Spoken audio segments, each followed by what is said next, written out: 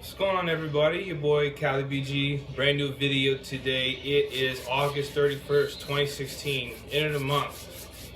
I'm sure some of y'all are just now chilling out right now, or maybe just do your phone, obviously, because I can't blame you because I'll be doing the same thing. So, I wanted to give you guys heads up on the latest NFL news. So, first thing, which I have my computer out right now, is officials anticipate to announce Philadelphia is the next city to host the 2017 NFL Draft come next April.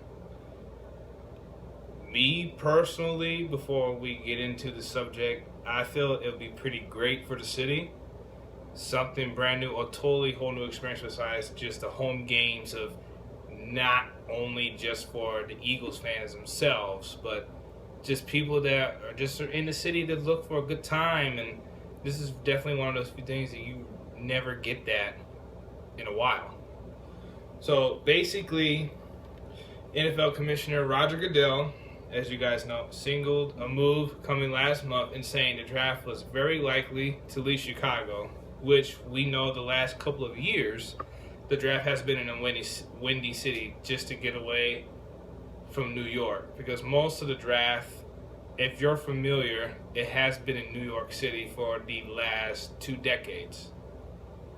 So the draft spent 2 years in the Windy City after being held in New York not the last 2 decades, 50 years. So 5 decades in New York, basically. That's a long time. As far as Philadelphia, it'll be exciting for the fans. Obviously, I just pointed that out. A different atmosphere. So I could basically say all the Eagles fans will be in that building. Never know, I might be taking a little trip. No, I mean, I don't know. I don't know what the future holds. So on that, there are future cities that might basically hold a draft in the next 5 to 6 years. Dallas is one of them. I can honestly see that. Next year, Dallas, not next year, but 2 years after, Dallas. Green Bay has an interest either for the 2019, 2020, or the 2021 draft. While Detroit could be involved in securing a future draft, that I can probably say that one's up in the air. Along with Denver, Chicago again, Los Angeles, I could probably see that more than Denver or Detroit. Jacksonville, Canton, Ohio, which that's kind of different. Obviously, Canton, Ohio, that's home of the Hall of Fame right there. That'd be kind of different. Pittsburgh, and finally Atlanta.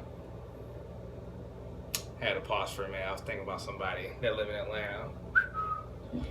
So,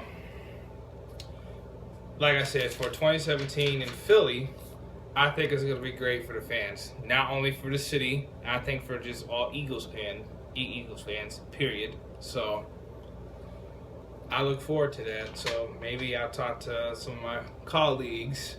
We'll plan a little something. In other news, yesterday, I'm sure this is probably not breaking the sun, but I did not know that Teddy Bridgewater is out for the year with a completely torn ACL and a dislocated knee. Now, this whole situation is kind of odd. Basically, what I'm saying is this literally happened when they just finished up practice yesterday. So this is definitely a shocker still. I'm still trying to process this because some of us that are pretty much familiar, like with the Louisville and being around him and that type of guy that he is, especially coming from the Miami area, he's a good kid. I mean, he plays with his heart on his sleeve.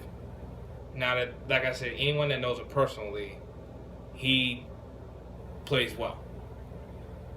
I just think it's unfortunate. You know, the Vikings were one of those teams that I looked at as far as a potential breakout.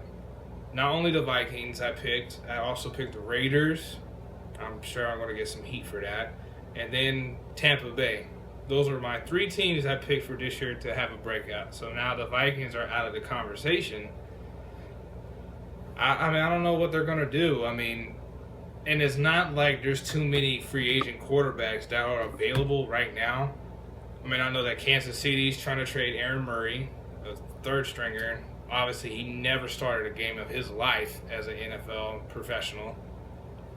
And then you have the Denver Broncos, which obviously I think y'all know I'm about to say this guy's name, Mark Sanchez. Trash. Obviously. Yeah, Minnesota, it just doesn't look good.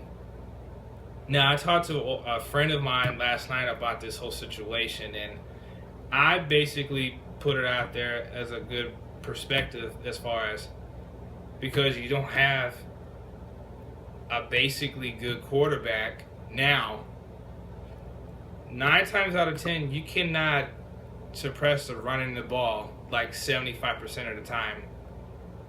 It's not no different when the Cowboys, without Tony, are you going to throw 75% of the time with an unknown quarterback? Now you have an unknown quarterback. Now, can you really run the ball like that? This is probably arguable to some, but I just feel as if you cannot depend on the run game the whole year. Something's got to give.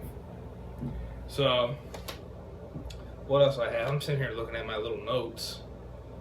Oh, perfect. It's the main one.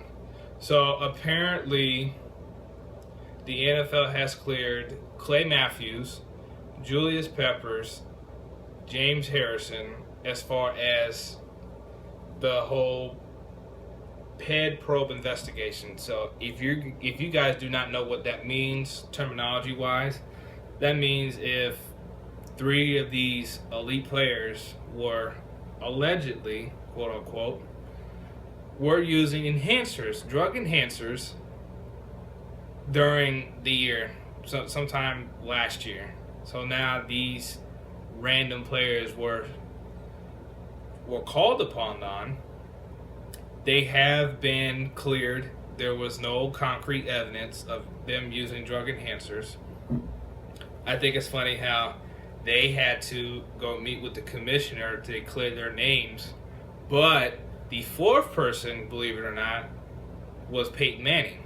But his name was already cleared because he was already technically retired.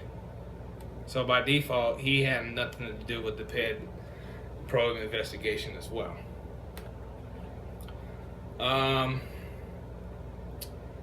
Yeah, these last couple of days has just been so crazy with this football news. You know what I mean? What else? Claimer-wise.